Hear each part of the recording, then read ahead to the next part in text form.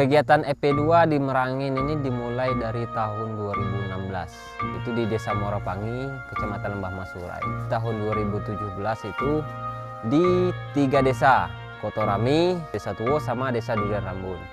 Kalau masalah PBPS itu mulai dia bergerak itu 2020. Kalau sebelum itu sudah ada namanya itu agroforestry yang tempat lokasinya itu di luar PS.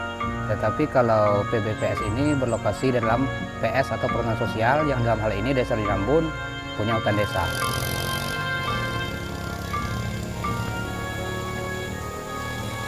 Persediaan bibit perhutanan sosial.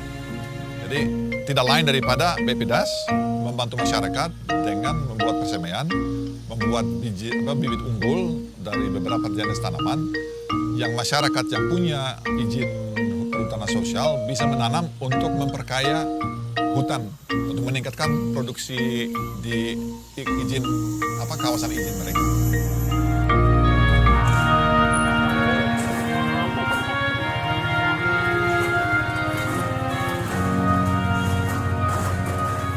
Kegiatannya di sini itu agroforestry, nanam kayu-kayuan dan MPTS tumpang sari. Yang pertama kayu-kayuannya adalah kayu manis dan durian. Yang kedua MPTS-nya kayu manis. Yang ketiga tumpang sari adalah kopi. Dari EP2 melalui Bappedas AL Batanghari itu bibit itu sesuai dengan permintaan masyarakat. Jadi EP2 ini tidak memaksa masyarakat harus menanam ini. Tetapi wajib ada kayu-kayuan. Tidak boleh tidak ada kayu-kayuan. Mereka memilih durian karena dengan sesuai kondisi dan iklim tanahnya itu sangat cepat perkembangannya ya kalau kita tanam di Desa Durian Rambun ini.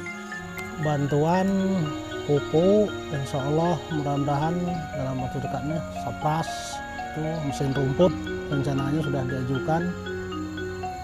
Bagi masyarakat yang belum mampu untuk melakukan atau membuat perkebunan atau membuka kebun, karena ini secara tidak langsung pembibitan dibiayai oleh pemerintah, dalam hal ini Bappedas AL Provinsi Jambi.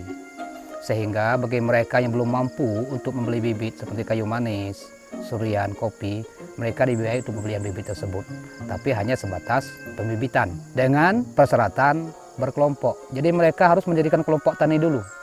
Nah, dan ini sudah kita lakukan kalau nggak salah di 12 kelompok, dan tahun depan mau ditambahkan lagi 40 kelompok. Jadi ini yang baru-baru mulai take off. Yang terlibat pemerintahan desa, ada FDKK, masyarakat. Pemerintah desa khususnya kepala desa juga sekdes itu dilibatkan sebagai pengawas. Itu di-SK-kan langsung oleh Bappedas. Jadi setiap KTH itu diawasi semua kinerjanya. Jadi dengan adanya FD dan FK, kami ngerti apa tujuan dari agroforestry ini. Maksud tujuan pembentukan bibit itu adalah untuk pemanfaatan bagi masyarakat Desa Durian Rambun yang terlanjur membuka di kawasan hutan desa. Seperti sesap belukar yang belum sama sekali ada tanamannya. Maka lewat kegiatan ini masyarakat bisa memulihkan lahan yang rusak tersebut. Karena dalam hutan kawasan desa ini ada 2 zona. Pertama zona pemanfaatan, yang kedua zona lindung. Nah mereka ini melakukan buatan kebun itu dalam zona pemanfaatan. Dan juga saya sebagai ketua ini sangat bermanfaat besar bagi masyarakat. Sehingga nantinya dengan adanya kelompok tani program PBPS ini, mereka bisa meningkatkan tata cara kelola pertanian yang baik. Sehingga ke depannya nanti mereka sudah tahu cara bibitnya begini. Dan mereka sudah tahu bagaimana ciri-ciri bibit yang baik, yang bagus, yang bisa menghasilkan yang baik, kemudian cara tanam yang baik. Karena selama ini kita lihat, mereka hanya mengikuti ego masing-masing. Mereka hanya berpikir makin banyak saya tanam, makin banyak penghasilan. Padahal kalau menurut juknisnya itu tidak seperti itu. Bagian juga rehabilitasi, tapi lebih mengarah ke pengkayaan dan optimalisasi. Ya, kenapa optimalisasi? Karena ya masyarakat punya hutan yang ada sesuatu yang berharga di dalamnya lebih cenderung untuk merawatnya. Jadi ini sebenarnya intinya itu. Jadi kembali lagi kepada pencari.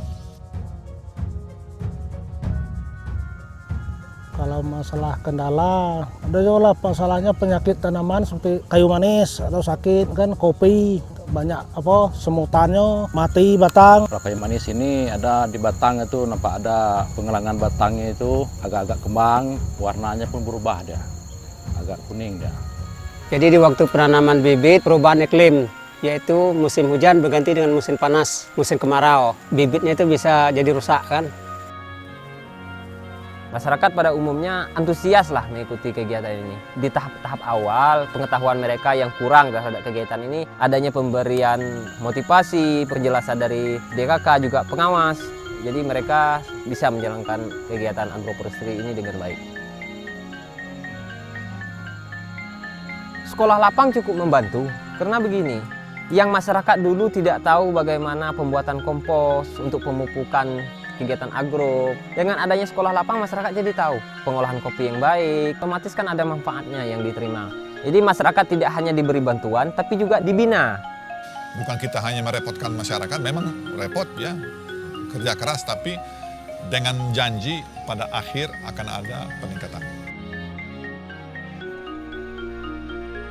Kalau untuk PBPS, pola tanamannya agak mirip lah dengan agroforestry, cuma ada kekurangan kalau agroforestry ini ada bikin trasulodan untuk tanaman nih. Kalau PBPS nih trasulodannya nggak dibikin. Di sini alhamdulillah berjalan dengan baik. Baik itu penanaman kayu ataupun MPTS-nya ataupun kopi. Di sini juga kegiatan di sini kopinya yang EP2 yang kita sebut pada 2017 itu sudah menghasilkan.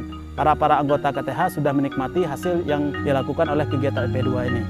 Untuk 2018 ini ada yang sudah berhasil dan juga ada yang belum berhasil seperti kopinya. Kalau kayu manisnya mungkin lebih dan kurang ketinggian ada yang mencapai 3-4 meter. Kalau suriannya malah ada yang melebihi dari itu. Mungkin ada kalau sekitar 5 meter ke atas. Kalau untuk hasil sekarang ini dengan adanya tanaman tumpang sari seperti cabai, semangka, bawang, dan kacang-kacangan. Kalau untuk program dari agroforestry seperti kopi, kulit manis, kayu-kayuan, sekarang yang mulai berhasil seperti P2 itu kopi. Kalau kulit manis belum berhasil, kulit manis 10 tahun atau 8 tahun lah baru bisa panen.